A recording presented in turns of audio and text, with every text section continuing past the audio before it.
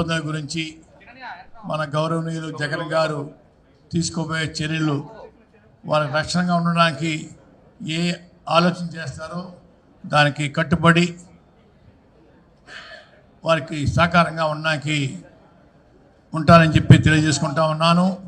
రెండోది, రైతుల విషయం కానివ్వండి, దళితులకి ఫ్రీ కరెంట్ తీసేయడంలో మనం చొరవ చూపాల్సిన అవసరం కానివ్వండి, ఫీజు రియంబర్స్మెంట్ విషయంలో కానివ్వండి, అన్నింటిలో కూడా మనం చేపట్టబోయే కార్యక్రమానికి కూడా శిరస్సు వంచి నేను మీకు కూడా నడుస్తానని చెప్పేసి తెలియజేసుకుంటా ఉన్నాను. గౌరవ పెద్దలు చాలా విషయాలు చెప్పారు. అన్నీ కూడా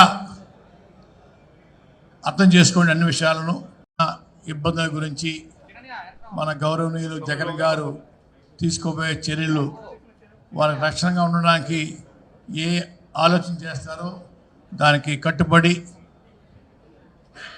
వారికి సహకారంగా ఉండడానికి ఉంటానని చెప్పి తెలియజేసుకుంటా ఉన్నాను.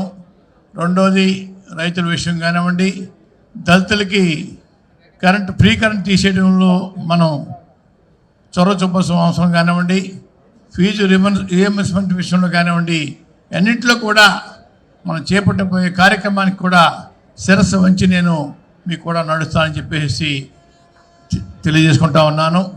గౌరవ పెద్దలు చాలా విషయాలు చెప్పారు. అన్నీ కూడా